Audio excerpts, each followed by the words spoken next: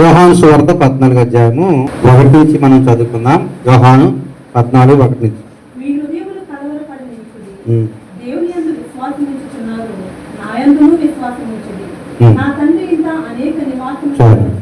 ప్రార్థన. పరిశుద్ధమైన తండ్రి, బలహీనని క్షమించండి ప్రభువా. ఏదో నీ మాటలు చెప్పడానికి నేను యోగ్యుని కాను, కానీ నీ మాటలు ప్రభా సత్యమైనవి, ఆ మాటలు ప్రభా నిజమైనవి, వాస్తవాలు కనుక ఈ దినము మీరు మాకు సహాయం చేయండి తండ్రి. ఇదిగో నాయన, మరి ఈ దినము నీ మాట సత్యం కనుక నీ బిడ్డలతో మాట్లాడండి. మరి నీ మాట ఎప్పుడూ సత్యమే ప్రభా, ఎల్లప్పుడూ మనుషుల్ని అది ప్రభా పట్టుకుంటుంది కనుక నన్ను మరుగుపరిచి ప్రతి మాట మీదై ఉండాలి, అది గుండెలోకి వెళ్ళాలి. సహాయం చేయండి, ఆదరణ కలిగించాలి, సహాయం చేయమని యేసునామమున ప్రార్థిస్తున్నాం తండ్రి.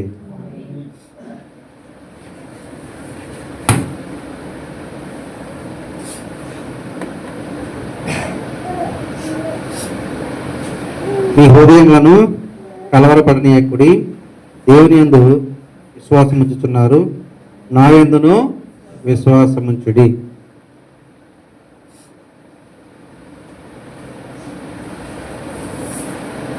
ఇది శిష్యులతోటి యేసుక్రీస్తు వారు చెప్తున్నారన్నమాట, మీ హృదయాల్ని కలవరపడనీయకుడని.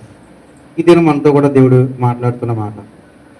ఎందుకంటే శిష్యులతో మాట చెప్పారు. ఆయన ఏం చెప్పారంటే, నేను ఇక మీదట మీరు నన్ను చూడరు, నేను ఎక్కడికి వెళ్తున్నాను ఇప్పుడు అక్కడికి రారు మీరు, ఇప్పుడు నేను చోటకి వెళ్తాను అక్కడికి మీరు రాలేరు, నేను మిమ్మల్ని వదిలిపెట్టి వెళ్ళిపోతాను, కొద్ది కాలం తర్వాత మళ్ళీ నేను మీకు స్థలం సిద్ధపరుస్తాను, అక్కడికి మీరు వస్తారు అని చెప్పి యేసుక్రీస్తు ప్రభువారు ఎవరితో చెప్తానంటే అక్కడ శిష్యులతో మాట్లాడుతాను. ఎందుకంటే మాట్లాడినప్పుడు వాళ్ళ హృదయాలు కలవరపడ్డాయి. అయ్యి బాబా, ఇప్పటివరకు మనతో ఉన్నారో, మన వదిలిపెట్టి వెళ్ళిపోతారంట, మనం వదిలిపెట్టిపోతే మన పరిస్థితి ఏంటి ఇప్పుడు అని చెప్పి వాళ్ళ హృదయాలు కలవరపడ్డాయి.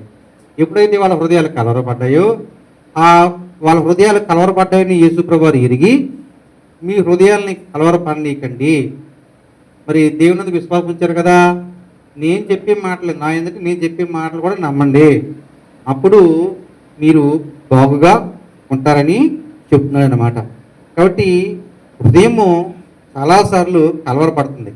ఎందుకంటే అపాయం వస్తుందేమోనని హృదయం కలవరపడుతుంది, బాధ వస్తుందేమని హృదయం కలవరపడుతుంది, కొన్నిసార్లు అప్పుల భారం ఉన్నప్పుడు హృదయం కలవరపడుతుంది, కొన్నిసార్లు రోగ సమస్య ఉన్నప్పుడు హృదయం కలవరపడుతుంది, ఏదో ప్రమాదం సంభవించబోతున్నప్పుడు ఇతను ఎవరికైనా వ్యతిరేకంగా మనం హాని చేసినప్పుడు వాళ్ళు ఏదైనా మనకి కీడు చేస్తారేమని హృదయం కలవరపడుతుంది.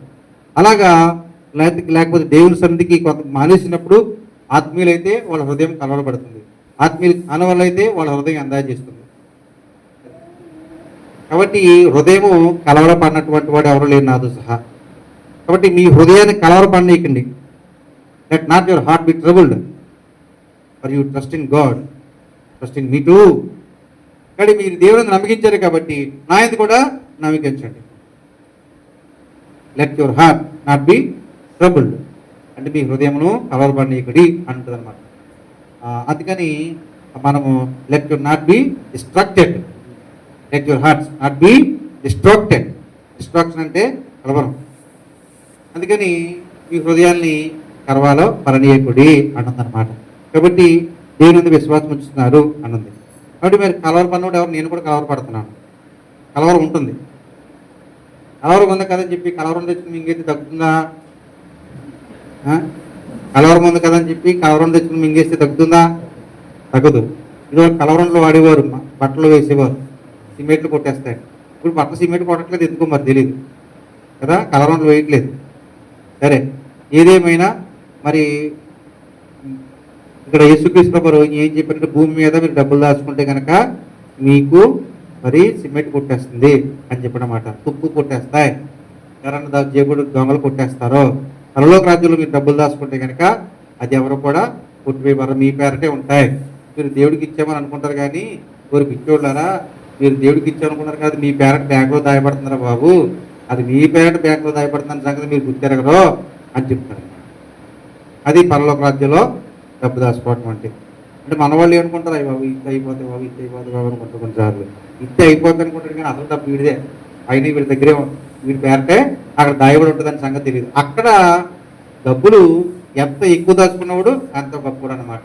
అందుకని పరలోక రాజ్యంలో ధనం సంపాదించుకోవడానికి ఒకడు వెళ్ళి మంచి ముచ్చని కొని పొలంలో ఎత్తినప్పుడు ఆ పొలం అంతా కొనేసుకున్నాడు వాడు వెళ్ళి పరలోక రాజ్యం సంపాదించుకోవడానికి. ఎందుకంటే అంత సంపాదించుకుంటే అంత మేలన్నమాట. అయితే భూమి మీద ఏ మనిషికైనా కలవరం ఉంటుంది. కలవరం లేకుండా ఎవరికి ఉండదు.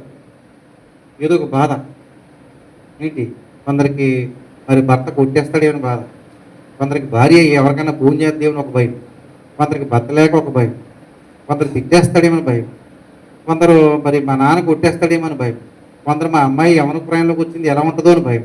ఇవన్నీ కలవరాలే. అందుకని కలవరపడే వాళ్ళందరూ కూడా ఒక కలవరంలో కొంచెం పింగెత్తే అప్పుడు కలవరం అంతా పుష్పటాక్. కలవరం పోదాం ఈ రోజున పట్టుకుంటే డబ్బున్న ఈ రోజు మంది వెళ్ళిపోతారు అన్నమాట.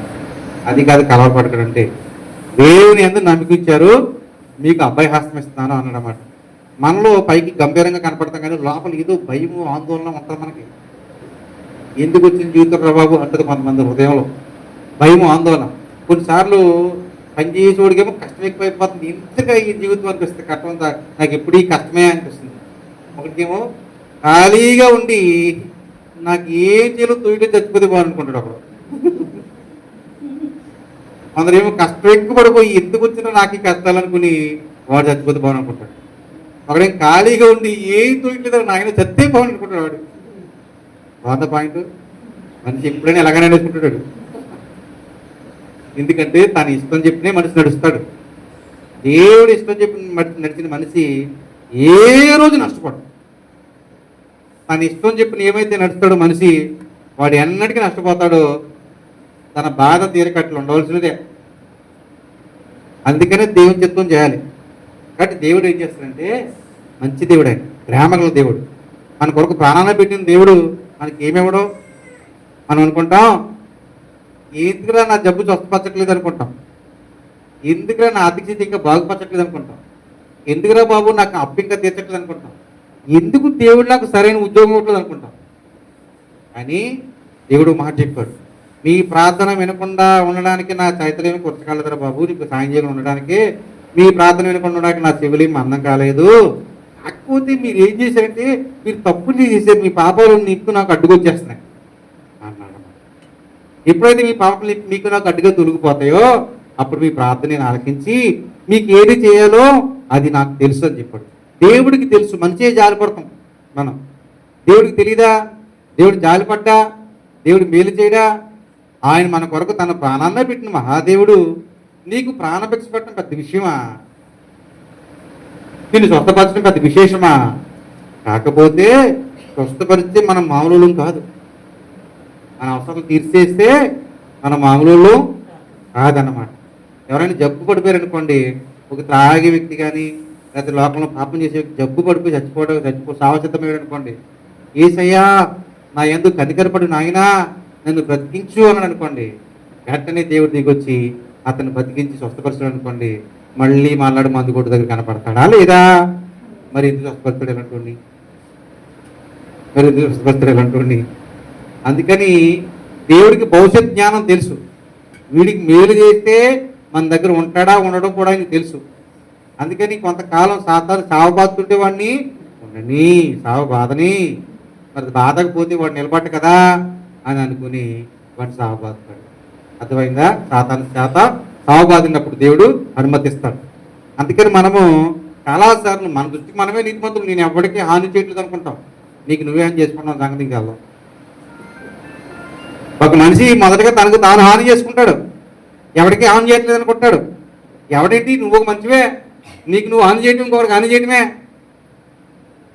ఆ విషయం మనుషులకు తెలియదు. అవతల మీద కష్టపెట్టుకుంటాడు, ఇతను హాని చేసుకుంటాడు కదా. ఒకటి సిగరెట్ చట్టాలు చేసి కొంతమందికి క్యాన్సర్ వచ్చేలా చేస్తాడు. ఆడికి హాని చేస్తాడు, వీడికి హాని చేసుకుంటాడు. అవునా కదా? కొందరు విచారాలు చేసి తన శరీరాన్ని పాడు చేసుకుంటారు.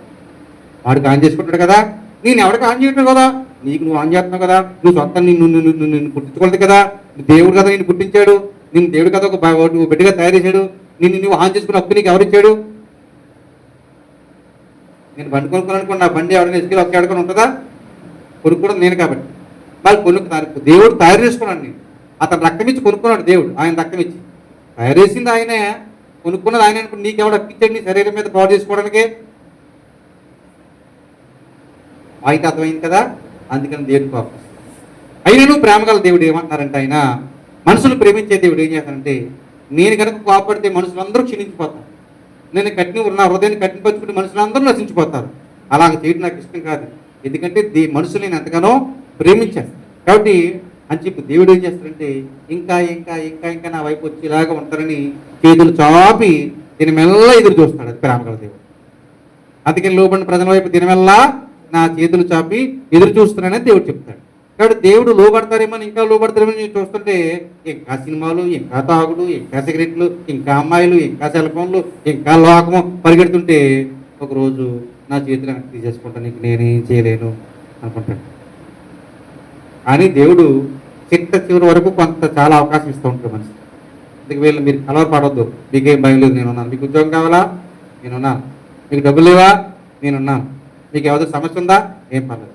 డబ్బు సమస్య ఉందా, ఏం పర్లేదు, నేనున్నాను. మీకు అంత మంచి దేవుడు. అన్ని కారణంలోంచి దేవుడు మాట్లాడతాడు. ఏ సమయానికి ఎలా మాట్లాడాలో మాట్లాడతాడు. హెచ్చరిస్తాడు, గద్దిస్తాడు, బుద్ధి చెప్తాడు, ప్రేమిస్తాడు. అన్ని సమయంలో అన్ని రకాలుగా దేవుడు మాట్లాడతాడు. ఆయన మాట్లాడే దేవుడు, ఆయనే మహిమగల రాజు. అయితే మనం వినం, ఎన్ని రకాలుగా మాట్లాడి మనం వినం. అంటే మన నెంబర్ నుంచి మనకు తెలిసినోడు మన నెంబర్కి ఫోన్ చేసినా మన అర్థం, ఇంకో కొత్త నెంబర్ నుంచి చేసినా ఎత్తాం, ఇంకో నెంబర్ నుంచి చేసినా ఎత్తాం. ఎందుకంటే ఆడెవడు అప్లోడ్ అనుకుని ఏ నెంబర్ ఎత్తాం.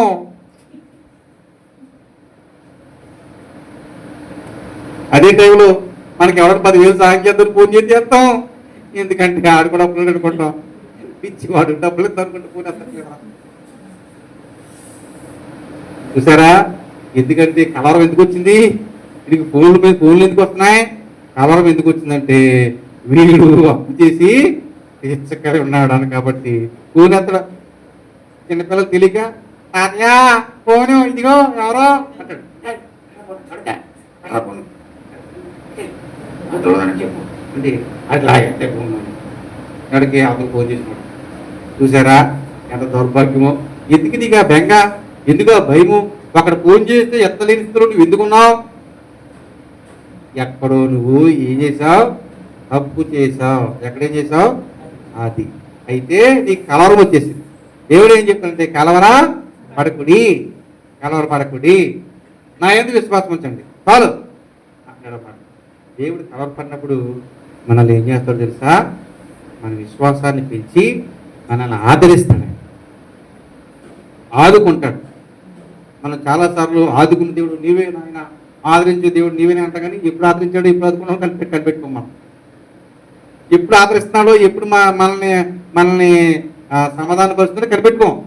నీవే నా ఆధారము, నీవే నా ఆశ్రయ దుర్గము, నా కోట, నా కొండ పాటలు పాడేసి అలా దారెంటలతో తొండని పారగొట్టేసి ఏదో చేస్తాడు. కానీ దేవుడే అన్నాని సంగతి మాత్రం మర్చిపోడు. కానీ ఇంటికి వెళ్ళి శుభ్రం సరే వండది నేస్తాడు. అర్థమైందా లేదా? ఇప్పుడు మనం చూసుకుంటే కనుక ఒక ఉదాహరణ తీసుకున్నాము.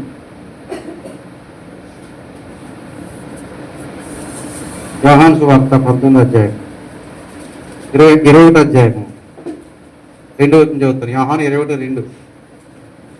సీమోను పేతురును, దిదిమానబడిన తోమాయు, గలిలయలోని కానాను ఊరువాడు నతానీయులను, జబదయి కుమారులను ఆయన శిష్యులు ఇద్దరు మధ్య కూడిండేది. సీమోను పేతురు, నేను చేపలు పట్టుకున్న వారితో అనగా వారు మేమంతా నీతో కూడా వచ్చేది మనేరి. యేసుప్రభు చనిపోయి తిరిగి లేచిపోయిన తర్వాత వాళ్ళు కనబడట్లేదు. అప్పుడప్పుడు కనబడుతున్నాడు ఆయన, మనిషి రూపుగా లేడైనా, మాయమైపోయాడు ఆయన. చనిపోయి తిరిగి లేచిన తర్వాత మాయమైపోయి 40 దినాలు అప్పుడప్పుడు కనపడేవారు. 40 దినాలు భూమి మీద ఉన్నప్పుడు. అప్పుడు ఈ శిష్యులందరూ కూడా తలుపులు తీసుకుని లోపల ఉన్నారు. చేతి పని ఏమి లేదు, ఖాళీ కూడా ఉద్యోగం లేదు, ఉన్న ఉద్యోగం ఊడిపోయింది వీళ్ళకి. అంటే ఇంతకుముందే చేపలు పట్టు ఉద్యోగం మానేసి వచ్చేసారు దేవుని సేవకు. తర్వాత దేవుని సేవకు వచ్చిన తర్వాత దేవుడే మాయమైపోయాడు ఎక్కడి నుంచి దగ్గర నుంచి. దేవుడి శాఖ వచ్చినప్పుడు దేవుడి కూడా తిరుగుతున్నప్పుడు అంతా ఫుడ్ బాగా దొరికింది వాళ్ళకి. యేసుప్రభు ఎప్పుడైతే వీళ్ళ దగ్గర నుంచి మాయమైపోయాడో, బయటకు వస్తేనేమో యేసుప్రభుతో వీళ్ళు ఉన్నవారు అనుకుని చెప్పేసి సిలువ చేసి కొట్టేస్తారని భయం వేసి లోపల దాక్కున్నారు. లోపల ఉంటేనేమో డబ్బులు ఎవడతాడు, వీళ్ళకి డబ్బులు ఇచ్చేవాడు ఎవడు లేడు. ఇటు లోపల కూర్చున్నారు. బయటకు వచ్చి మాల కొడతారు. లోపల కూర్చుని డబ్బులు లేవు, ఇంకా ఏం చేయాలో తోయట్లేదు. ఎందుకు వచ్చిన కూడా ఇదిగో నేను ఇంతవరకు పాతకాలంలో చేప పట్టుకుని కదా, మళ్ళీ చేప పట్టకి వెళ్ళిపోతాను బాబాయ్ అని వెళ్ళిపోతున్నాను. పేతురు ముందేమో చేపల పట్టకు అన్ని వదిలిపెట్టి వచ్చేసాడు దేవుడి సేవకి. ఎప్పుడైతే దేవుడు కనపడలేదు, చేతిలో డబ్బులు లేవో కలవరం వచ్చేసింది. బయటికి వెళ్తే ఎవడేమంటాడో భయము. కొన్ని ఇంట్లో కూర్చొని తిందామంటే చేతిలో డబ్బులు లేవు. ఏం చేయాలో తెలియక కలవరపడుతున్నారు వీళ్ళు. ఈయన అన్నాడు, ఒరే మీరు ఏం చేసుకుంటే తీసుకున్నా మట్టి నుంచి చేపలు పట్టుకుంటారా, పాత వృత్తికి వెళ్ళిపోదన్నాడు. ఎవడో పేతురు. వాళ్ళు అన్నారు, మీరు వెళ్తే మేము చూసుకుంటామా, మేము వచ్చేస్తాం అన్నారు. ఒకసారి దేవుడికి కోసం పని వదిలిపెట్టి వచ్చిన తర్వాత మళ్ళీ వెళ్ళొచ్చా, దేవుడికి సమర్పించుకున్న తర్వాత మళ్ళీ అంత చేయొచ్చా? ఆ పని వదిలిపెట్టి సమర్పించుకున్న తర్వాత మళ్ళీ వెనక్కి వెళ్ళిపోతున్న పరం ఎందుకు వచ్చిందంటే ఏం చేయాలో తిరిగి కలవరం వచ్చేసింది. కలవరం వచ్చేసింది. సరే ఇలా చూడండి, వీళ్ళు సొంత ప్రయత్నాల మాట ఇవన్నీ సొంత ప్రయత్నాలు కూడా వెళ్ళిపోయి సముద్రంలోకి వెళ్ళి చేపలు పట్టేస్తున్నారు. ఎందుకంటే మంచి చిన్నప్పటి నుంచి ఆ వృత్తి కలిగిన వాళ్ళు చేపలు ఈజీగా పట్టగలరు సముద్రంలో. ఏంటి మనం సముద్రం దిగితే చేపలు మనల్ని పట్టేస్తాయి అని భయపేసి మనం దిగం. వాళ్ళైతే సముద్రంలో దిగి చేపలు పడతారు, మనం సముద్రంలో దిగితే చేపలు మనల్ని పట్టేస్తాయి. రొయ్యలు పట్టుకుంటే అది మనకు ఖర్చు చేస్తుంది. కాబట్టి వీళ్ళు చేపలు పడతాకి వెళ్ళారండి.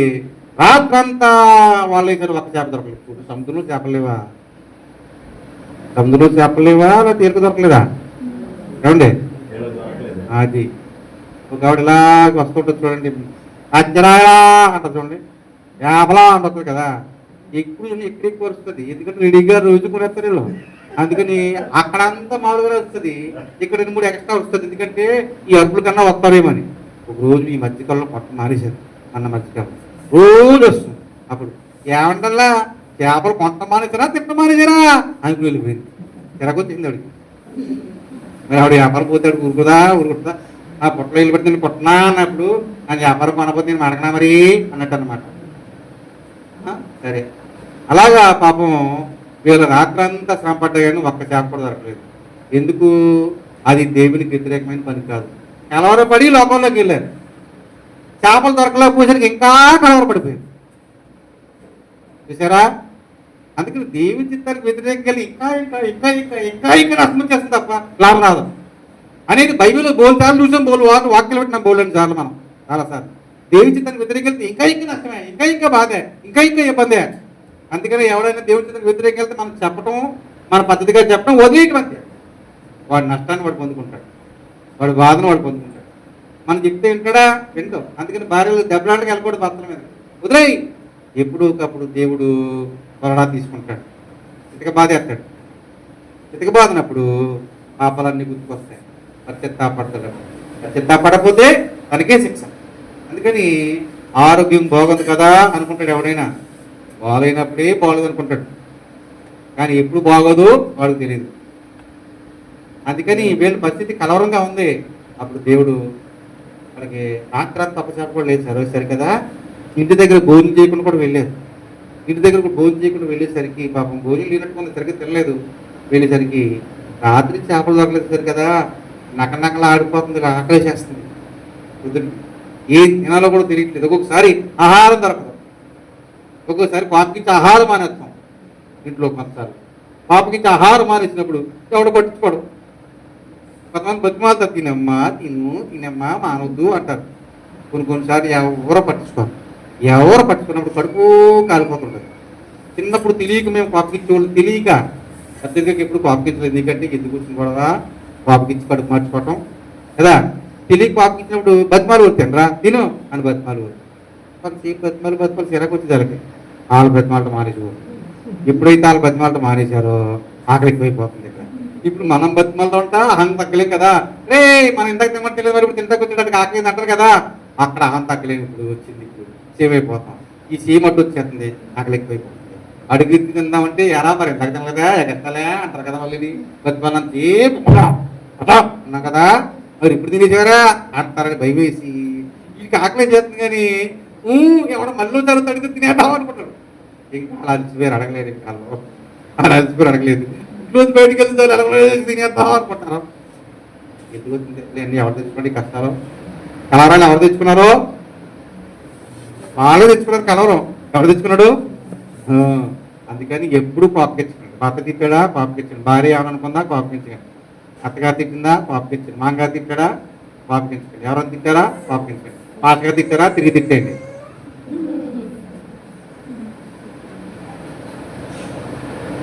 కోపగించకండి. ఎందుకంటే బాధ ఉన్నప్పుడు మళ్ళీ ఆహారం మానేసాం అనుకోండి, కడుపు బాధ ఎక్కువైపోతుంది, గుండె బాధ ఎక్కువైపోతుంది.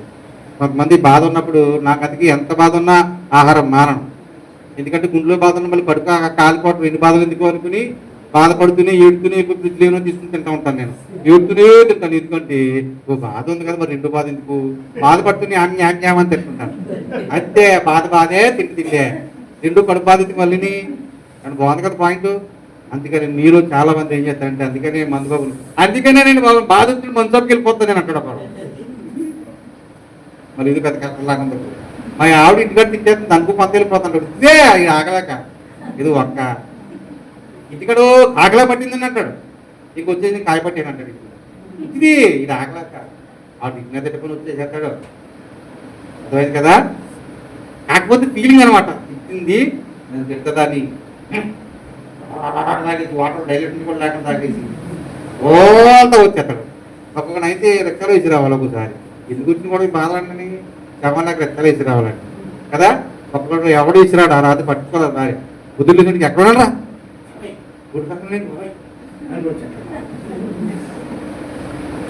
కాబట్టి మనం నేర్చుకోవాల్సింది ఎప్పుడైతే మన శరీరాన్ని పాడు చేసుకుంటామో ఎవరు మనకు విలువ.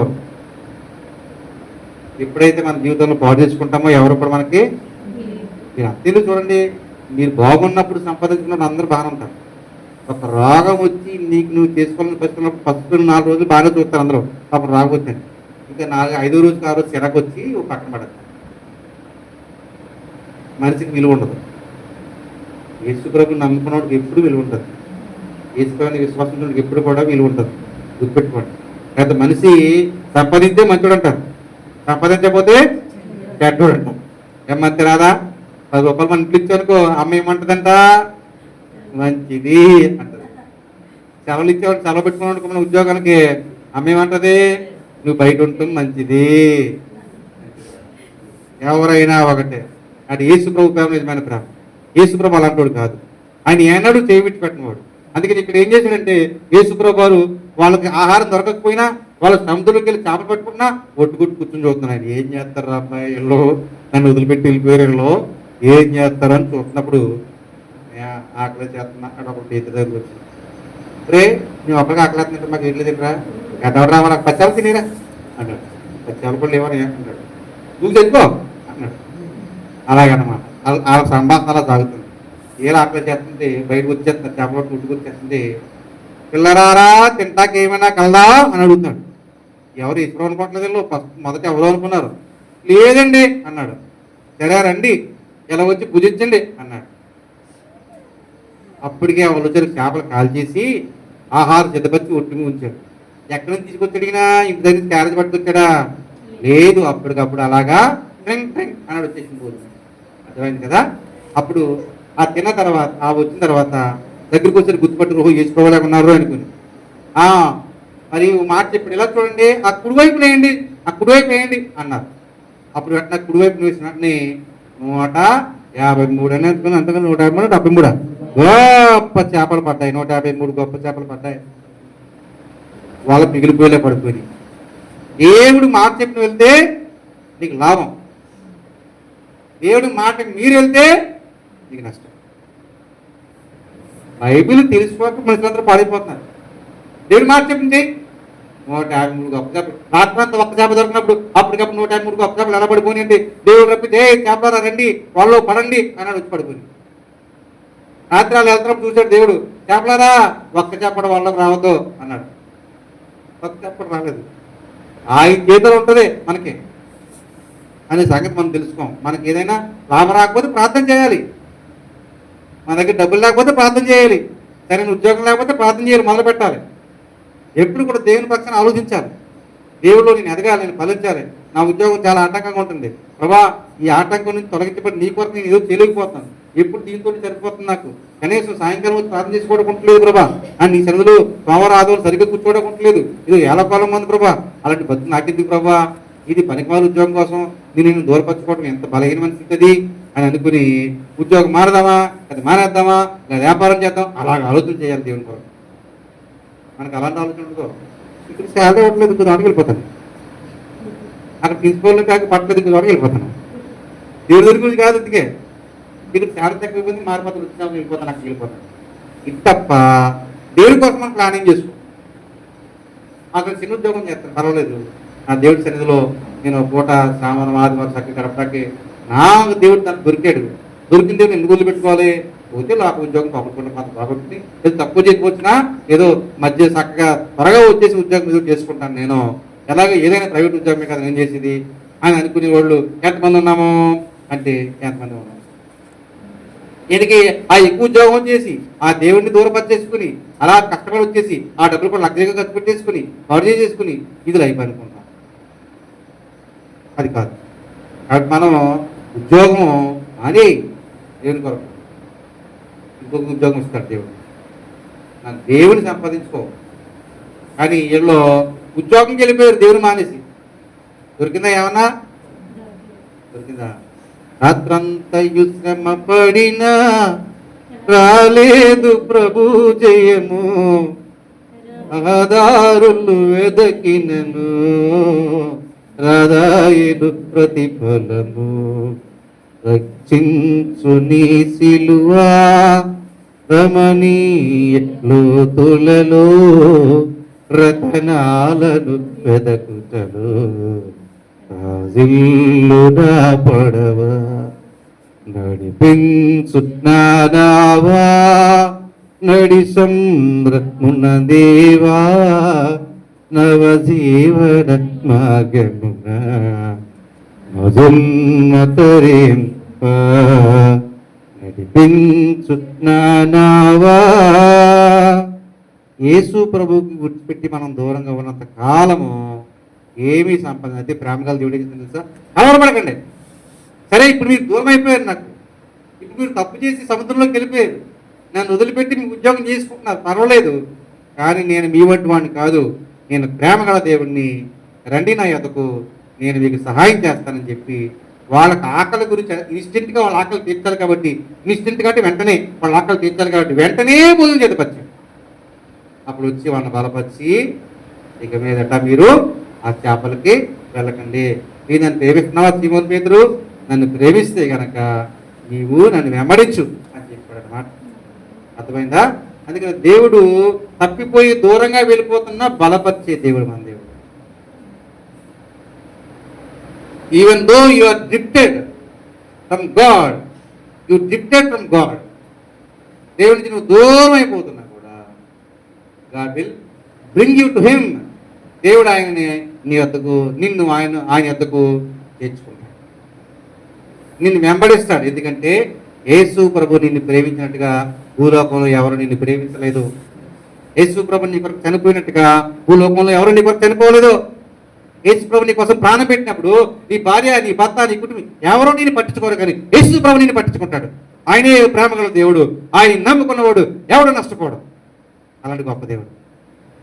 ఇక్కడ ఆయనను అవిగిట్లు చేర్చుకుంటాక చేతులు చాపినప్పుడైనా సరే వచ్చేయమా, అప్పుడు కూడా రాకుంటుంది. అప్పుడు దేవుడు చేతులు పెడతాడు. వెంటపడి రెండవ బలపరుస్తున్నాడా? God strengthens his faith. ఎందుకంటే ఇక్కడ విశ్వాసం జారిపోయింది, వెళ్ళి తక్కువైపోయింది. ఎందుకు ఎంత తిరిగారేళ్ళు? ఎందుకు ఎంత తిరిగారేళ్ళు? విశ్వాసం తగ్గిపోయింది కాబట్టి. అప్పుడు దేవుడు వాళ్ళ వెనక్కి వచ్చి వాళ్ళని బలపరిచి 153 చేపలు పడేలా చేస్తే వాళ్ళ విశ్వాసం పెరుగుతుందా తగ్గుతుందా? God strengthened them. God boosted their faith. God boosted their faith. Boosted. అమ్మాయి ఈ గుర్తొచ్చింది బాబాయ్. బూస్ట్గా శీఘ్రంగా మాయనాథి అనుకోండి. సరే, బూస్ట్లో ఉంది నా రహస్య శక్తి అంటాడ. సరే, ఈ బూస్టెడ్ అంటే పెంచడం అనమాట. బూస్ట్ ద సౌండ్ అనాలన్నమాట. సౌండ్ పెంచు, ఇంక్రీజ్ ద వాల్యూమ్ అనొచ్చు, లేదా బూస్ట్ ద సౌండ్ అలా. సరే, మొత్తం మీద మనం నేర్చుకోవాల్సిన సత్యం ఏంటంటే, నేను ఒక మాట పలికినప్పుడు ఆ మాట గుర్తుపెట్టుకుని నేర్చుకోవాలి. ఇంగ్లీష్ అలాగ వస్తుంది, ఎవడో మన నోట్లోకి వచ్చేది ఇంగ్లీష్ అంటే నేర్చుకుంటే వస్తుంది. నేర్చుకోకుండా ఎలా వస్తుంది? ఇంటికి నేర్చుకుంటూ ఉంటాను ఇంగ్లీష్. నేను నేర్చుకుంటే వస్తుంది, కష్టపడి నేర్చుకోకుండా రాదు. సరేనా? నువ్వు ఇంగ్లీష్లో మాట్లాడాలి, అర్థమైనా? యాజ్ వీ షుడ్ హ్యావ్ ఉన్నాను. అప్పుడు ఇంగ్లీష్లో కూడా అర్థమవుక మర్చిపోయి అటు జంతిరిగిపోయి వెళ్ళిపోతున్నాడు. దెయ్యం పట్టుడు మాట్లాడతారు కొంతమంది ఇంగ్లీష్, దెయ్యం పట్టుడు కొంతమంది మాట్లాడతారు ఇంగ్లీష్. కొంతమంది తాగుబోతులు కూడా మాట్లాడతారు English. No, I don't know, I don't know, ఇవి మాట్లాడతారు. సరే, ఇప్పుడు వాళ్ళ విశ్వాసం సన్నగిలిపోయిన తర్వాత దేవుడికి వాళ్ళ విశ్వాసాన్ని అలవపడకండి అని చెప్పి విశ్వాసాన్ని బలపరుస్తుంది. వాళ్ళకి ఆహారం జతపరిచి చేపల పడిలా చేసి వాళ్ళ విశ్వాసాన్ని మళ్ళీ బలపరుస్తుంది. ఎప్పుడు దేవుడు, ఇది అసలు విషయం ఏంటంటే, దేవుడు మనం వెనక్కి వెళ్ళిపోయినా కూడా మన వెంట వెనక్కొచ్చి పరిగెత్తుకొచ్చి మన ఆయన కౌగిట్లో తీసుకుని మన విశ్వాసాన్ని బలపరుస్తాడు. ఇప్పుడు వీళ్ళ విశ్వాసాన్ని ఎలా బలపరుస్తున్నాడు?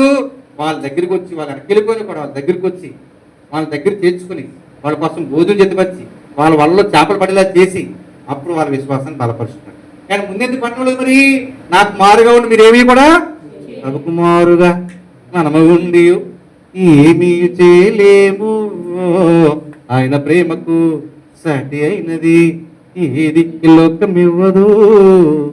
అనుకొందము, ఆధారపడదము మన దేవుడైన యేసు మీదనే, చెంత చేరుదాం, శరణు వేడుదాం, చింత క్రీస్తు మీద వేసేదం. దేవుడికి మారుగా ఉండి మనం ఏమీ, దేవుడే నేను ప్రేమిస్తాను రండ్రా బాబా అని అర్థం చేసుకుని నా సేవ మీరు చేయండి, నా గొర్రెలు మేపడంటే నేను చేపలు పడతాను మళ్ళీ వెళ్ళిపోతానని లోకంలోకి వెళ్ళిపోయాడు. ఈరోజు చాలా మంది అలాగే దేవుడు ప్రేమించి దగ్గర చేసుకోవడం లోకంలోకి వెళ్ళిపోతారు. ఆయన కూడా దేవుడు పిలిచి వాళ్ళని బలపరిచి వాళ్ళకి ఆయుధం ఇచ్చి వాళ్ళకి ఆహారం పెట్టి వాళ్ళ సమస్య తీర్చి వాళ్ళని బలపరుస్తాడు. దేవుడు ఏదో విధంగా మనకు మేలు చేయడం ద్వారా మన విశ్వాసాన్ని బలపరుస్తాడు, ఎంకరేజ్ చేస్తాడు. God will encourage us, God will encourage our faith. దేవుడు మన విశ్వాసాన్ని ప్రోత్సాహపరుస్తాడు. ఆయన strengthens our faith, God strengthens our faith, God will boost our faith. దేవుడు మన విశ్వాసానికి పెంచుతాడు అన్నమాట. సాతాను మన విశ్వాసాన్ని తుంచుతాడు, దేవుడు మన విశ్వాసాన్ని ఏం చేస్తాడు? పెంచుతాడు. సాతాను మన విశ్వాసాన్ని ఏం చేస్తాడు? తుంచుతాడు. అది గుర్తుపెట్టుకోవాలి. అందుకని మనము దేవుడు మన విశ్వాసాన్ని ఇంక్రీజ్ చేస్తాడు. ఇది పాయింట్, మొదటి పాయింట్. మనం తొలగిపోయినప్పుడు కలవర పడకండి అని చెప్పి హక్కును చేర్చుకుని మన విశ్వాసాన్ని బలపరిచినప్పుడు మళ్ళీ వెనక్కి వెళ్ళిపోకుండా ఉన్నట్టు మన విశ్వాసాన్ని పెంచాలి ఆయన. అందుకని మన విశ్వాసాన్ని పెంచుతాడనమాట. అర్థమైంది కదా? విశ్వాసాన్ని పెంచుకుంటే అన్నీ మన దగ్గరకు వస్తాయి. విశ్వాసాన్ని తోంచుకుంటే అన్నిటి దగ్గర మనం వెళ్ళినా కూడా ఏది దొరకదు. విశ్వాసాన్ని పెంచుకుంటే అన్నీ మన దగ్గరకు వస్తాయి. విశ్వాసాన్ని తుంచుకుంటే అన్నిటి దగ్గరికి వెళ్ళిపోయినా కూడా మనకి ఏం దొరకదు. ఇంత బాగా దేవుడు మాట్లాడతాడు, అన్ని కారణాలకు దేవుడు మాట్లాడతాడు. విశ్వాసం కలవరపడినప్పుడు దేవుడు ఏం చేస్తాడంటే ఇలాగే ఎదురు పెట్టి ఆయన మన భుజం తట్టి మన దగ్గరకు వచ్చి వాక్యాధారంగా హెచ్చరించి భుజం తట్టి మనకు కావాల్సిన ఇచ్చి మన విశ్వాసాన్ని బలపరుస్తాడు. మీకు కొన్ని ఎగ్జాంపుల్స్ మనం చూసుకుందాం. మన విశ్వాసాన్ని దేవుడు ఎలా, ఎందుకంటే ముందు ఆకలిస్తుంది కదా, ఆకలి కావాల్సి పెట్టకపోతే విశ్వాసం బలపడుతుందా? అందుకని సముద్రం వచ్చేవాళ్ళకి ఆకలిస్తుంది కంటే ముందు భోజనం పెట్టేశాడు, చేపలు పడేలా చేసేసాడు. అప్పుడు ఇదిగో ఎందుకంటే నేను వెంబడించానని చెప్పి వచ్చాడన్నమాట. సరేనా? అది కాబట్టి విశ్వాసము బాగా బలపరచబడేలాగా పరుస్తాడు. మన ఉదయాన్ని కలవకుండా చూడవలసిన బాధ్యత ఎవరికి ఉందంటే దేవుడికి ఉంది. మన పిల్లలకి ఫ్యాన్ తగలకపోతే, ఏసీ తగలకపోతే వాళ్ళకి ఫ్యాన్ తగిలేలా చేసి, ఏసీ తగిలేలా చేసి వాళ్ళకి చెమ పట్టకుండా చూసే బాధ్యత ఎవరికి ఉంది? చిన్నపిల్లలు ఏయ్ కానిరా అంటారండి, చిన్నపిల్లలు ఏసీ పెట్టా అంటారండి అంటారు కదా. వెంటనే మనం అర్థం చేసుకుని వాళ్ళకి చక్కగా ఏర్పాట్లన్నీ చేస్తాం కదా. వాళ్ళు ఎంత తెలివైనలో చూడండి. తల్లి ఒళ్ళోనే ఇది, తల్లి ఒళ్ళోనే ఇది, ఎవరో చిన్నపిల్లలు అయినా కూడా చక్కగా వాళ్ళని మెత్తి ఈ మరి వాళ్ళకి వ్యాపార్స్ ఏమంటే డైపర్స్ పెట్టి వాళ్ళని ఆదరించి వాళ్ళు శుభ్రం చేసి మళ్ళీ ఎత్తుకుంటాం. ఎందుకు? ప్రేమించాడు కాబట్టి తల్లి. అంతేనా? దేవుడు కూడా అంతే, అంతకంటే ఎక్కువ దేవుడు మనకు కావాల్సిన వాటి ఎప్పుడు మనం చెదిరిపోతున్నా కూడా ఇస్తాడు, తొలగిపోతున్నా కూడా ఇస్తాడు. ఎందుకంటే నీ విశ్వాసాన్ని పెంచాలి. సరేనా? రైట్. ఇంకో ఉదాహరణకు రండి. విశ్వాసాన్ని దేవుడు పెంచుతాడు కలవరపడినప్పుడు. అది రైట్లో కలవరపడినప్పుడు ఎవరు ఏం చేస్తాడు? విశ్వాసాన్ని న్యాయాధిపతుల గ్రంథము, న్యాయాధిపతులు అంటే న్యాయాధిపతులు చదువుతున్నారు. అలా ఎంతకాలం నుండి న్యాయాధిపతులు అంటారు, యావత్ తీసేసారు. ఇంకా న్యాయాధిపతులు అంటారు. ఈ అధిపతులే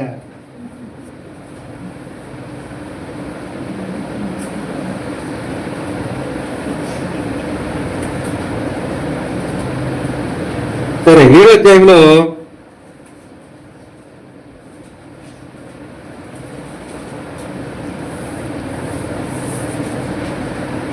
న్యాయపతి గ్రంథం 6వ అధ్యాయము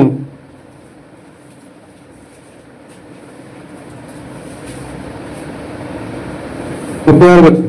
అప్పుడు గిద్యోను, నీవు సెలవిచ్చినట్లు నా చేత ఇశ్రాయేలు రక్షపడి ఉద్దేశించిన ఎడ్ల నేను కళ్ళమును గొర్రెబొచ్చు ఉంచిన తర్వాత నా గొర్రెబొచ్చు ఉంచిన తర్వాత నేల అంతయు ఆడిండగా ఆ గొర్రెబొచ్చు మీద మాత్రమే మంచు పడు నెడల నీవు సెలవిచ్చినట్లు ఇశ్రాయేలీని నా మూలంగా రక్షించదవని నేను నిశ్చయించుకుందని దేవునితో నేను. ఇక్కడ గిద్యోను ఒక ఆయన ఉన్నాడు, సాధారణ వ్యక్తి అతను. అయితే అతను ఇశ్రాయేలీయుడు, గుర్తుపెట్టుకోండి. అంటే దేవుని సంబంధిలో ఉన్నాడు ఇశ్రాయేలు పాపం చేసినప్పుడు పక్కన నుండి మిద్యానీయులకు అప్పగించాడు దేవుడు. ఎవరికి అప్పగించాడు? మిద్యానీయులు, అంజనీయులు అనమాట. వాళ్ళ అబ్రహాం సంతానమే ఒకప్పుడు. ఇతురాక పుట్టినోడు మిద్యాన్ అనమాట. ఈ మిద్యానీయులకు అప్పగించినప్పుడు చాలా కాలం మిద్యానీయులు ఇశ్రాయేల్ని అనిపేశారనమాట. ఎందుకంటే ఇశ్రాయేల్ పాపం చేశారని, విగ్రహారం చేశారని దేవుడు అనగొట్టేశాడు. అయితే ఇశ్రాయేలు ఏం చేశారంటే దేవుడికి మొరపెట్టారు, ప్రభువా నాకు కష్టమైపోతుంది, మా శత్రువులు మమ్మల్ని బాధ పెట్టేస్తున్నారు, కాబట్టి ఇదిగో ఈ మిద్యానీయుల చేతిలోంచి మమ్మల్ని విడిపించి మాకు స్వాతంత్రం అనుగ్రహించి ప్రభు అంటే, సరేలేరా మీరు నాకు మొరపెట్టారు కదా, నేను మిమ్మల్ని విడిపిస్తానులే అన్నాడు. అందుకే నాకు మొరపెట్టుకో, నేను నీకు ఉత్తరం ఇచ్చేదాను అన్నమాట. నేను నీకు జవాబిస్తానని అర్థం. అంటే ఎవరైనా మొరపెడితే కనుక ఉత్తరం ఇచ్చేస్తారేమో చూసారు కదా, జవాబిస్తానని అర్థం. దేవుడు మొరపెట్టినప్పుడు ఇశ్రాయేల్ ప్రజలు జవాబిచ్చి సరే మిద్యానీయుల చేతుల మేము విడిపిస్తానని అన్నాడు. ఇప్పుడు అతని పేరు గిద్యోను ఇశ్రాయేల్లో. అతని ద్వారా విడిపిద్దాం, అతను ముందు పంపించి అతని చేత యుద్ధం చేయించి అతని ద్వారా విడిపిద్దామని దేవుడు అనుకున్నాడు. ఈ గిద్యోను ద్వారా విడిపిద్దామని దేవుడు అనుకుంటే అసలు గిద్యోనికి అసలు భయం వేస్తుంది. ఎవరో మిద్యానీయులు అంటే అసలు భయం వేసి గారు తోట నుంచి తన చేను పని చేసుకుంటున్నాడు తోటగా ఉండి. ఎందుకంటే మిద్యానీయులు వచ్చేసి నన్ను లాగేసుకుంటారేమని చెప్పి భయంతో తోటన తన చేలో ఉన్న వడ్లు ఆరబెట్టుకుంటుంటే అక్కడ దేవదూత కూర్చుని, పరాక్రమం గల బలాఢ్యుడా ఏ ప్రభు నేను పిలుస్తున్నా అన్నప్పుడు, నేనా పరాక్రమం గల బలాఢ్యుడా? ఎక్కువ పిరిగిపోతున్నాయి దొంగచాడుతాం నేను అక్కడెక్కడ దొంగచాటుని గానుగా కొట్టుకుంటున్నాను. నేను పరాక్రమం గల బలాఢ్యుని ఏంటి అనుకున్నాను. ఇశ్రాయేలీని విడిపించడానికి దేవుడిని ఉపయోగించుకుంటున్నప్పుడు నేను ఇశ్రాయేలు విడిపించుకుంటున్నా, అసలు దేవుడు మమ్మల్ని ఎందుకు అప్పగించాడు అన్నాడు. సరే ఈ తతకమాత అయిపోతుంది, ఎన్ని వదిలేరు అబ్బాయి, నేను దేవదూతనే, సరే నేను విడిపిస్తానని చెప్పాడు దేవుడు. విడిపిస్తానని చెప్పిన తర్వాత దేవుడు మాట్లాడాడు గిద్యోనుతో. అప్పుడు గిద్యోను అనుకున్నాడో ఏమనుకున్నాడంటే, మరి నువ్వు కొంతమందిని తీసుకెళ్ళి మిద్యానీయులతో యుద్ధం చేయి అన్నాడు. సరే ప్రభావం సిద్ధమయ్యేసరికి మిద్యానీయులు కూర్చొని డౌట్ అవుతుంది, గిద్యోను కూర్చొని డౌట్ వచ్చింది వాళ్ళు. వాళ్ళు ఎటు నుంచి మమ్మల్ని యుద్ధం చేసి ఉడికి చేశారు, నేనేం తీసుకెళ్ళి వాళ్ళని కొట్టాలంట, దేవుడు నాకు అప్పగించాడు. ఇదిగో ప్రభా నువ్వేనా మాట్లాడుతున్నావు, నువ్వేనా అన్నాడు. అర్థమవుతుందా? అంటే కలవరం వస్తుంది, కొంచెం కలవర పడుతున్నాడు. ప్రభా నువ్వేనా మాట్లాడేది కాదా, నువ్వేం మాట్లాడేది అయితే కనుక నేను అక్కడ కొంచెం గుర్చి పెడతాను, ఆ మంచు పడినప్పుడు దాని మీద మంచు పడకూడదే, అప్పుడు నువ్వు మాట్లాడదు లెక్క. యుద్ధం చేతపడిపోయా, ఇతను డౌట్ వస్తుంది, సందేహపడుతున్నాడు పాపం మనిషి, సందేహం ఉంటుంది కదా. అన్నాళ్ళే జనం ఎక్కువ ఉన్నారు. అప్పుడు అన్నాడు దేవుడు, సరే అతను చెప్పిన చూసి చేసేసాడు. అయిపోయిన తర్వాత దేవుడు ఏం చేశాడంటే 10,000 మంది వచ్చారు, 10,000 మంది చాలా మంది వచ్చారు.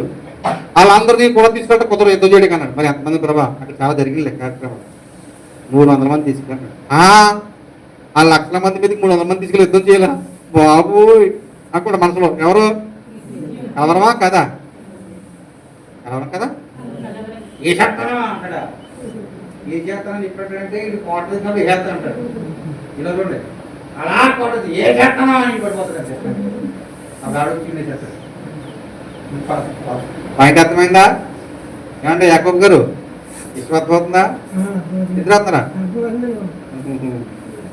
అది అలవాటు పడుకునే అన్నప్పుడు ఈయన ఏం చేసినట్టు కొంచెం లోపల కలవరం ఉంది. యుద్ధం కట్టుకున్నాడు, 300 మంది పోగేసి కూర్చోడు కానీ కలవర పడుతున్నాడు.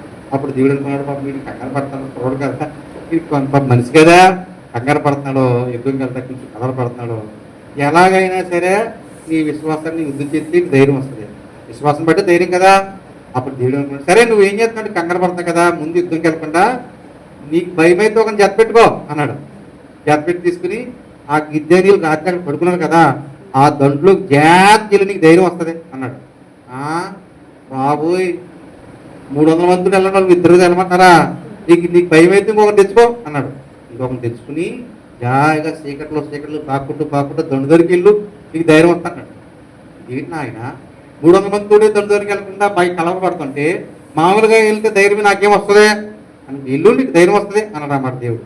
అప్పుడు మెల్లమెల్లగా పాక్కుంటూ ఇద్దరు ఇంకొకరు తీసుకుని గిద్యోను ఆ దండులోకి వెళ్ళాడు. శత్రువు దండులోకి వెళ్ళి అక్కడ సేకడు అనమాట. మెల్లగా పట్టుకుంటే శత్రువు దండు కుర్రోడా ఒకటి మాట్లాడుకుంటాడు, ఇద్దరు మాట్లాడుకుంటున్నారు. ఏమనుకోదే రాత్రి నాకు కల వచ్చిందిరా, ఏమి లేదు, అదేదో రొట్టు మొక్క వచ్చి మన గుడారంలో దూరి మన గుడారాన్ని అంతా పాడు చేసిందిరా బాబు అంటే ఏంటంటాడు, అది గిద్యోని కట్టమే కానీ ఇంకొకటి కాదురా అంటాడు. ఎవడో వీళ్ళు. అయ్యి బాబోయ్ గిద్యోని వచ్చి మనం నాశనం చేసేస్తాడు రోయ్ అనుకుంటున్నాడు. గిద్యోని అక్కడ ఉన్నాడు కదా, నేను భయపడుతున్నా నేను భయపడతారా బావా అనుకునే గిద్యోను ధైర్యం తెచ్చుకుని పొద్దుట వెళ్ళిపోయి జనాలు తెచ్చుకొని చెత్తకి వెళ్ళిపోయాడు. విశ్వాసం బలపడిందా పోయిందా? దేవుడు విశ్వాసాన్ని బలపరుస్తాడు. మనం చనిపోతున్నప్పుడు ఆ సమయానికి వచ్చేసి విశ్వాసం స్కంతం చేస్తాడు.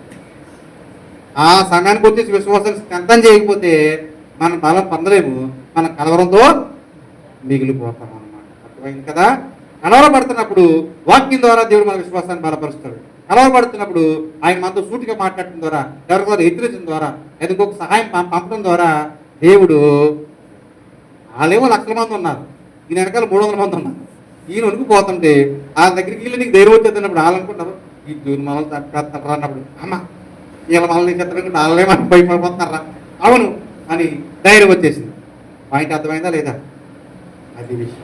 ఎందుకు ఇలా చేశాడు? దేవుడే వాళ్ళ కలతిలా చేసి వాళ్ళ కలభావం వివరించుకున్నప్పుడు వాళ్ళు భయపడిపోతున్నప్పుడు వాళ్ళ భయము గిద్దోనికి వినపడేలా చేసి గిద్దోనికి ధైర్యం వచ్చేలా చేశాడు.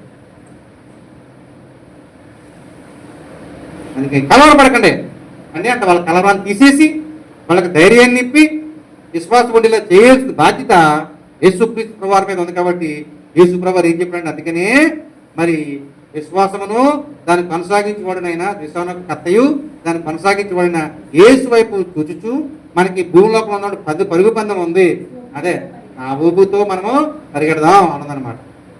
భూలోపల మనకు పరుగు పందెం ఉంది కదా మరి. అందుకని యేసు ప్రభు వైపు చూస్తే విశ్వాసం వస్తుంది, లోక వైపు చూస్తే విశ్వాసం పడిపోతారన్నమాట. అందుకని 1,00,000 మంది వైపు దండు వైపు చూస్తున్నప్పుడు ఇలా చూడండి, 1,00,000 మంది వైపు చూస్తున్నప్పుడు అవిశ్వాసం వచ్చారు. నేను అల్లనేమని భయపడిపోతున్నాను. ఇంకా డౌట్లు అడుగుతాను, నువ్వేనా ప్రభా ఇంటికి నాయన మాట్లాడతాను తెలిసినప్పుడు డౌట్, నువ్వేనా ఎందుకు లోపల కలవరం అమ్మాయి. ఎందుకంటే మరి ఆయన ముందే టార్గెట్ ఏమో 1,00,000 మంది, ఈయన వెనకాల కొట్టాలి 300 మంది వెళ్ళి కొట్టాలి. దొరుకుతుందా? అప్పుడు వాళ్ళ ద్వారానే జవాబు చెప్పించేసాడు దేవుడు. విశ్వాసం తరిగిందా? ఎంత తెలివైన ఉంటాడో దేవుడు. మనకి విశ్వాసం అలాగే బలపరుస్తాడు. అప్పుడు కూడా విశ్వాసం తెచ్చుకోకపోతే ఇంకేం చేయలేదు. అప్పుడు కూడా విశ్వాసం తెచ్చుకోతే ఇంకేం చేయలేదు. కాబట్టి దేవుడు గొప్పవాడు, ఆయన గొప్ప కార్యాలు చేయండి ఇలాగే చేస్తాడు. గిద్యోని ద్వారా వాడుకోవాలనుకున్నాడు. గిద్యోనికి విశ్వాసం లేకపోతే అతను ముందుకు వెళ్ళాడు. అతను వెళ్ళకపోతే మిగతా ఇశ్రాయేలు కూడా వెళ్ళారు. ఎప్పుడు కనపడిపోయినారు కదా వాళ్ళు జరిగిన బానిసలుగా ఉన్నారు. ఇంకా ఎలా వెళ్తారో కానీ ధైర్యం చేసుకుని దేవుడు మరి మాట పట్టుకుని వెళ్ళాడు. వాళ్ళు గదగద వణికిపోతున్న సంగతి ఇంక తెలిసిపోయింది. ఏంటి అది గజగజ వణికి తెలిస్తే అది వచ్చిందన్నమాట. అప్పుడు కోణాలలో ఇది వరకు దెయ్యాలు ఉండి చాలా దెయ్యాలు ఉన్నాయి. ఒక దెయ్యాన్ని దేవుడు అలా ఉంచాడు కొంతకాలం. ఎందుకంటే ఒక దెయ్యం అలాగే ఎందుకు ఉంచాడంటే కొన్ని పాఠాలు నేర్పకని ఒక దెయ్యం ఉంచాడు. అప్పుడు మేమేం చెప్పామంటే ఆ దెయ్యం నీలో ఉంది కనుక నీవు ఆ దెయ్యం ఉందని ఎవరికైనా చెప్తే భయపడతారో అదొక ప్లాన్ ప్రకారం ఉంచాడు. దాని అలా ఉంచి మనల్ని బంధించాడు అన్నమాట. ఉంచాడు. నేను ఎప్పుడు వాళ్ళు తప్ప రాత్రి పెట్టుకున్నాను అనమాట. దీనికి దెయ్యానికి పిలిచేసి రాత్రి పెట్టుకుని మళ్ళీ పంపించేసి అది ఎంత ఉండదో దేవుడు బంధించి అక్కడ ఉంచాడు. అందుకని అలా ఉన్నప్పుడు ఒకరోజు సువర్ణ ఏం చేసినట్టు మరి ఎవరు చెప్పకూడదు కదా, చెప్తే ఇంకా దెయ్యాలేదని విశ్వాసం వచ్చేది కదా వాళ్ళకి అని మేము ఇంకో అమ్మాయి ఇంటికి వెళ్ళి దెయ్యాలు కొట్టాక అర్థమైందే పాయింట్. అప్పుడు వాళ్ళందరూ అనుకున్నారు సువర్ణలో దెయ్యాలు వెళ్ళిపోయి కాబట్టి ఈ అమ్మాయిలు దెయ్యాలు వెళ్ళిపోతాయని విశ్వాసంతో ఉన్నారు. సూర్యస్కరాలు బొగ్గులక్కలు సూర్యస్కరాలు అందరూ కూర్చున్నారు. కూర్చుంటే సువర్ణ కూడా ఉంది. నువ్వు పాత్రలు పెట్టావు. అప్పుడు సువర్ణ ఏం చెప్పావు, నువ్వు ఎవరికే నీళ్ళు దెయ్యం ఉన్నట్టు చెప్పుకున్నాం కదా, ప్రణాళిక ప్రకారం ఉంచాడు దేవుడు. ఆయన ఈఎంఐ చెప్పకూడదు కదా వాళ్ళకి తెలియదు పాపం. సుమన్ వెళ్ళిపోయినంటే ఇంకేంటి ఈఎంఐ వెళ్ళిపోతే మేము ప్రార్థన చేసుకుని కూర్చోండి. సుమన్ ఏం చేస్తుందండి, ప్రభువా ప్రార్థన చెప్పి కూర్చుని, ఇదిగో నువ్వు మాట్లాడటం మొదలుపెట్టినప్పుడు నాలో ఉన్న దేవుడు గసగస ఉరికింది అని ప్రార్థన చేస్తాను. నువ్వు పాటమన్నప్పుడు అది గసగస ఉరికింది. ఆ గుండె ఉరికింది, ఆ గుండె కాదు. నాకు ఎప్పుడైనా పాపం చెప్తాను, ఓ ప్రార్థన చేస్తున్నాను ప్రభా, అది నిలలేకపోతుంది ప్రభా, ఇప్పుడు చేసుకుంటే దిగులు ప్రభా, అది నిలలేకపోతుంది ప్రభా, అది గసగస ఉనికింది ప్రభా అంటే నేను ఉనికాను గసగస ఆపరేషన్ తెలిసిపోతే అదైతే పాయింట్ మీకు అర్థమవుతుందా? అదనమాట. అందుకని కొన్ని సార్లు అంత తెలివైన మన సువర్ణకులో చాలా తప్ప చెప్పాను కదా. పుల్లయ్యని రేపు పొద్దున వ్యాపారం పంపుదాం అనుకున్నాడంట. మాట్లాడుకున్నాడు అలా అవుతుంది, రేపు పొద్దున నేను పుల్లయ్యని వ్యాపారం పంపుతానండి. అంతే పుల్లయ్య అనేసరికి అప్పుడు వ్యాపారం వచ్చాడంట. అలా మరి వ్యాపారం వెళ్ళాలంటే ఇల్లు వచ్చాను అన్నాడంటే, ఎందుకు లేరు మీరు రేపు పంపుదాం అన్నాడు కదా, ఇల్లు వచ్చేసినాడు అన్నట్టు. అందుకే పుల్ల వ్యాపారం అనేది ఏంటంటారు మా ఊర్లో, ఈయన పల్లెంట్లో పుల్ల వ్యాపారం పనులు అంటారు.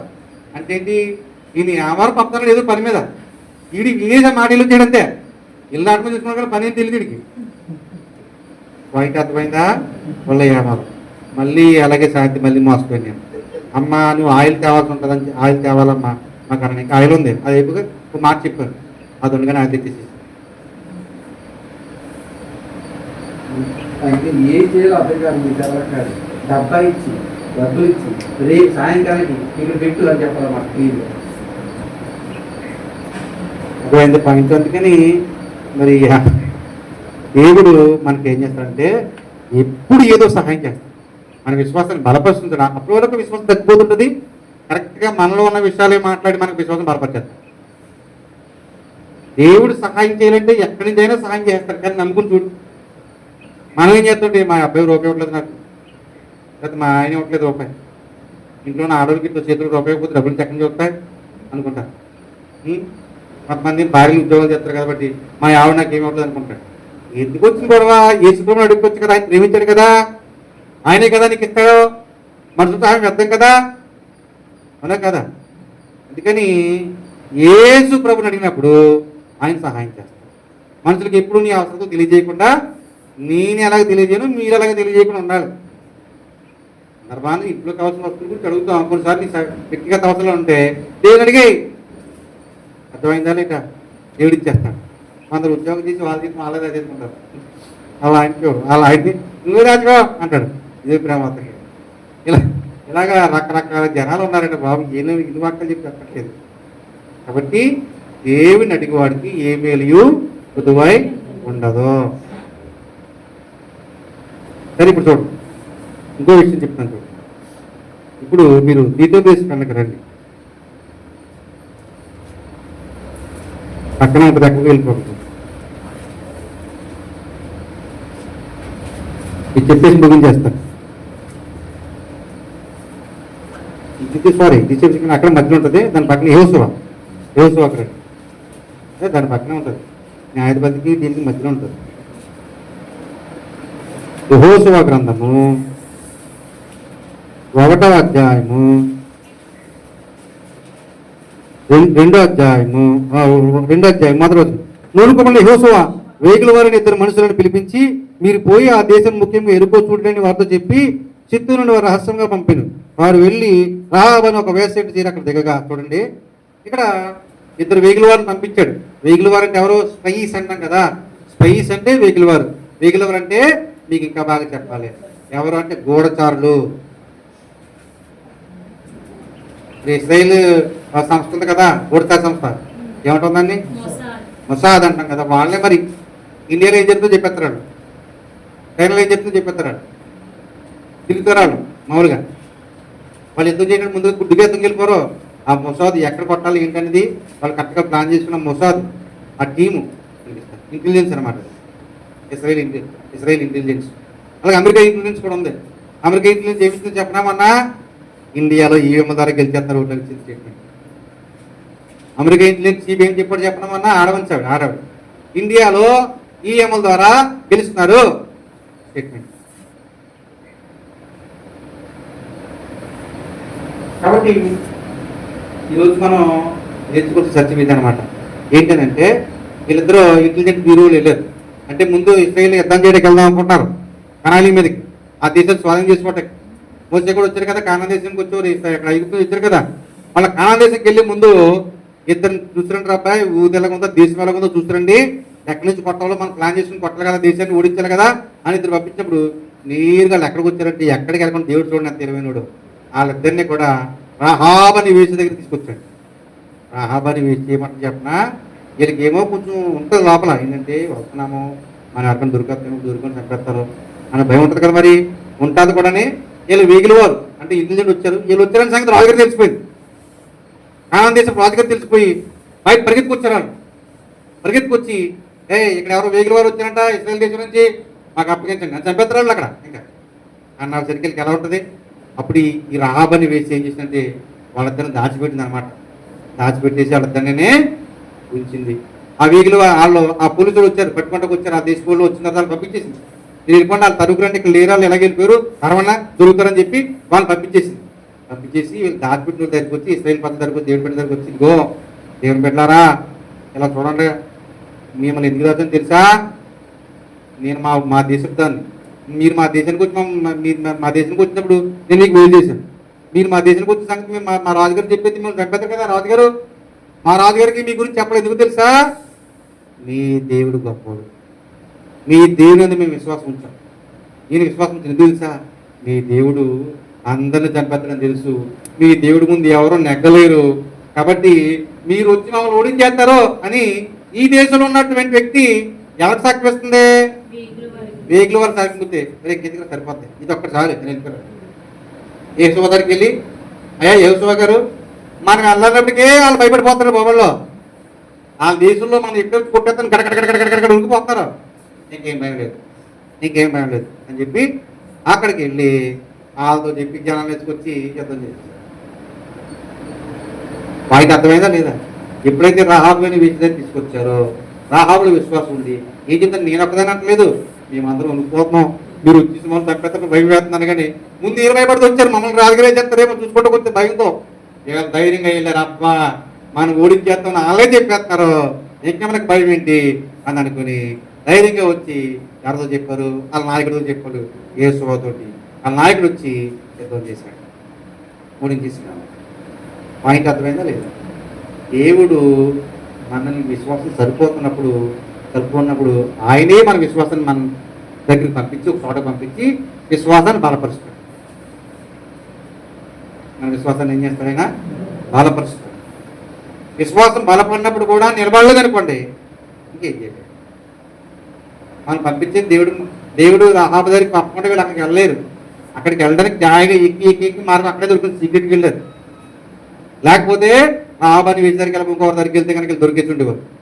కానీ దేవుడు ఏం చేశాడు, రాహాబని వేసి విశ్వాసం ఉంది, వాళ్ళ దేశంలో జరుగుతున్న విషయాలు ఆమె చెప్తుంది. అప్పుడు వీళ్ళకి ధైర్యం వచ్చి విశ్వాసం వచ్చి అప్పుడు ధైర్యంగా వెళ్ళి వాళ్ళందరినీ విశ్వాసంలో బలపరిచి తీసుకొచ్చి ఇద్దరికి వస్తారు అని చెప్పి. మరి ఇంతకుముందు అలా ధైర్యంగా లేరు కదా. ఇంతకుముందు దేశం వేగులు చుట్టూ కూర్చొని 10 మంది వచ్చి 12 మంది వచ్చి 10 మంది కాల్ చేశారు కదా, భయపడుకోరు కదా చూసి. ఇప్పుడు వీళ్ళు భయపడలేదు, ఎందుకంటే దేవుడు వాళ్ళ విశ్వాసాన్ని స్కంతం చేశాడు. రాహాబని వేసేవారు మన విశ్వాసాన్ని బలపరుస్తాడు దేవుడు, మన విశ్వాసాన్ని బూస్ట్ ఇస్తాడు దేవుడు. మనకు చాలాసార్లు మనకి అవిశ్వాసం వచ్చేస్తుంటుంది. ఇంకొకటి జీవితంలో జరిగిన కార్యం చూసినప్పుడు మళ్ళీ వెంటనే మనకి విశ్వాసం వచ్చేది.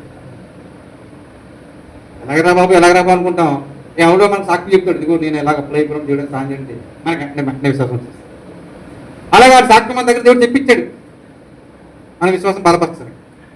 ఎలాగరా బాబు ఈ ఉద్యోగం రావట్లేదు అనుకుంటాం, ఎవడో నేను ప్రార్థన చేసుకుంటే మంచి ఉద్యోగం దొరికింది అంటాడు, అప్పుడు మనకి వెంటనే బలం వచ్చేస్తుంది.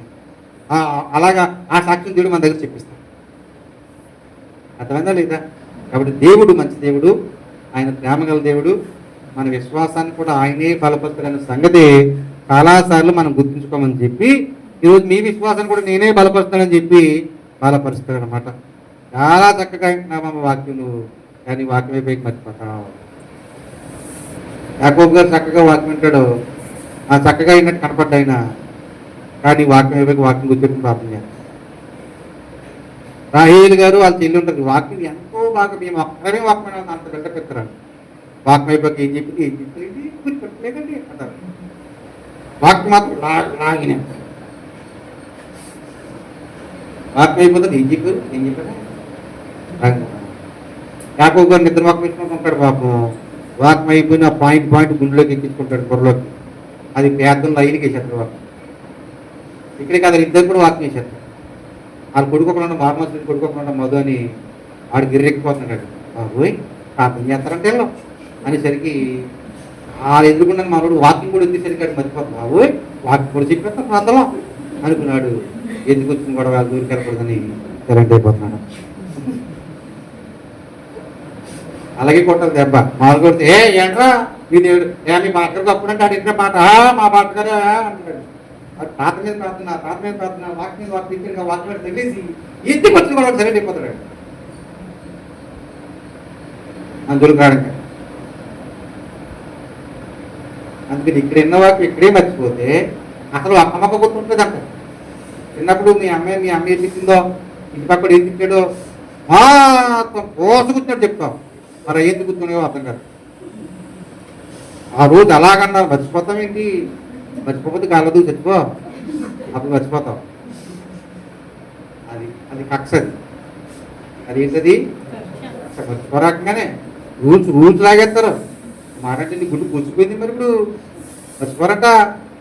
మరి ఏం చేస్తా మర్చిపోతే ఉరేసుకుని ఎక్కువ దగ్గర వచ్చిపోతాం. అప్పుడు మర్చిపోతా. ఎప్పుడు గొడవ మర్చిపోవాలి. హల్లెలూయా. అందుకని మనము పాత గొడవలకు వెళ్ళకూడదు. పాత గొడవలు తవ్వుకుని మరి కొత్త గొడవలు వచ్చేస్తాయి.